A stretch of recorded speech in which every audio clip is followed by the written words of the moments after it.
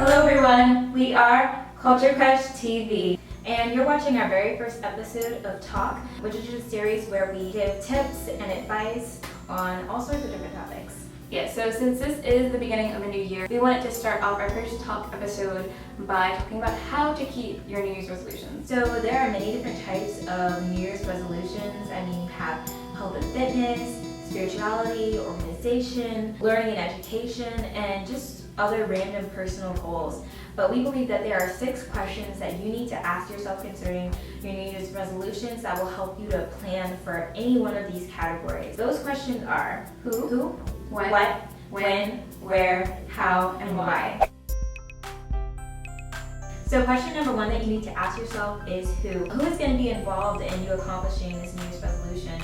Sometimes there may be people that we need to accomplish a resolution. Sometimes there are people that may be obstacles in the way of us accomplishing a New Year's resolution. For instance, if you're looking to become more healthy, maybe you have a roommate or a family member who is constantly keeping junk food around you. So you need to ask yourself, who are those people who are either going to help you or prevent you from accomplishing your New Year's resolutions? The second question you need to be asking yourself is what. So what might you need going into the new year in order to accomplish these New Year's resolutions? It's really important to ask this because, not only may you need things that you don't have, but you also may need to get rid of things. So what is it around the house that's going to be preventing you or could eventually become an obstacle in the future? If you're trying to be a better student, study harder, things like that, if there is something like a TV in your room, do you need to get rid of that? If there's a laptop, do you need to move that out of the room when you're studying or go somewhere else? All of those things play into being able to keep New Year's resolutions. Also, look around and see what you can utilize that you already have. Sometimes we're, so into like buying new things and just like the whole idea of stuff being new that we don't realize we actually have stuff around us. So the next question you need to ask yourself is when. When are you going to set aside time to work towards these resolutions or goals? A lot of times we'll say things like, oh, I'm going to exercise more. Well, more isn't very specific. What does that mean? Does that mean every day? Does that mean 3 times a week? Same with studying, like I want to be a good student, I want to study more, and we'll just use that word more, or I want to do this better. It's really helpful if you set aside a specific time. Tell yourself, I'm going to do this 3 days a week for 1 hour at this time. Also, a thing I find very helpful is to set up a backup time. Make sure there's a backup time where just in case your usual scheduled time isn't available, that you can also do it at that time as well. And also I want to add, be really realistic about which time of day is going to be most efficient for you to get that task done. So for each task, really determine what is going to be the most efficient time of day for you personally. So the 4th question you need to be asking yourself is where. Setting a place is really important because it's going to determine, your mood. It's going to determine how much you get done. So there's 3 basic questions that you need to ask yourself within the where category. What are your needs? Is the location accessible, and is that location available? So for instance, if you're trying to learn a new language, do you need a quiet place? Do you need a place that's going to keep you awake and energetic? Also, is it accessible? If you're wanting to go to the library or a coffee shop or somewhere else, can you drive there? Is there someone to drive you? Can you depend on that? And also, if it was maybe like a common area in your college or university, is that place always going to be available? You have to factor in, all of those things in order to be able to stay consistent. So the 5th question that you need to ask yourself concerning your New Year's resolutions is how. It's not necessarily enough just to know what you want to do and where you're going to do it and all those different things. You need to know exactly how. So for instance, if your goal is to learn a new language and you're like, I got the books, I got the things, I need to do, I'm just going to start. Do you know what maybe the most efficient way of learning that language is? I would say number 1 thing you need to do is do your research. Look online, see what are some things that have helped other people to learn other languages.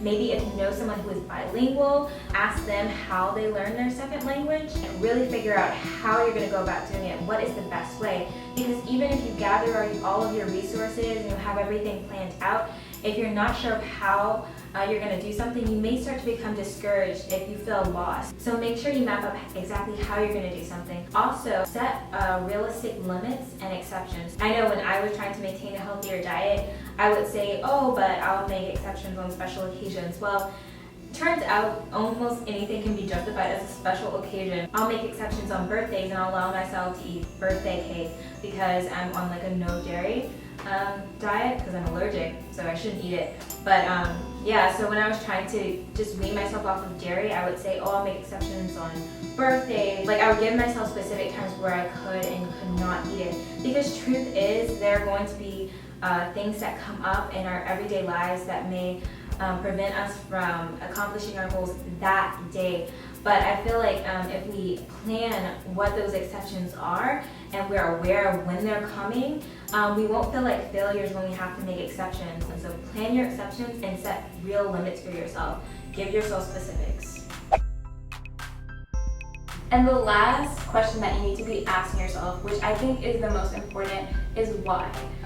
Basically halfway through the year or halfway through your first week, if you don't have a good enough reason why, you are not going to want to continue with that New Year's resolution. If you're working out and it hurts, you're going to want to reach for a donut and you're not going to find any good reason not to. So I would say don't just come up with the reason, but write it down. Write it down in a notebook, write it down on your mirror in the bathroom if you need to, make a video about it, whatever you need to do. Put it on an alarm on your iPod, whatever it is that will remind you constantly of why you started this resolution in the first place is really good. Also, you might want to have like some form of inspiration. I know that really helps me. You could create an inspiration board with pictures. You could create an inspiration music playlist on your iPod or whatever. Also, what I like to do is create inspiration playlists on YouTube. So, videos about people, accomplishing the resolution you have, or people going through it too. Anything that inspires you to continue doing that is really going to help. Also, having an inspiration Tumblr page, all those things are great and pretty easy to do actually. So I would definitely recommend it. This may sound crazy, but lastly is speak to yourself. When those negative thoughts come up in your head, you actually have to confront them as they come. And usually the best way to do it is actually say it out loud. If you're in a place where you can't do that, either you could find a place where you could go to the bathroom or something, I don't know, whatever you have to do, say it out loud, whether in your head or, actually verbally. You need to confront these feelings in the moment, out loud, or in your head if you have to. Basically, you have to remind yourself why, your mission statement may not always work, but you have to actually answer the question. Don't let it just linger out there, like, oh, why am I doing this? I hate this. Don't let that have the last say. You need to speak back to it and control your thoughts, and that's going to control your actions. Controlling your mind, honestly, is really the key to most New Year's resolutions. So if you can control your thoughts and control your compulsions and impulses, then you are halfway there to accomplishing anything that you want to or that you set goals for. Yeah, so I want to encourage everyone to stay strong, and I hope that you guys have the best of luck with all your New Year's resolutions, and don't give up, guys. I look forward to trying to accomplish my New Year's resolutions, and I hope these tips have helped you. So if you thought this video was helpful, please don't forget to like and favorite and share this with your friends, and also please subscribe if you haven't, and we'll see you in our next video. Bye!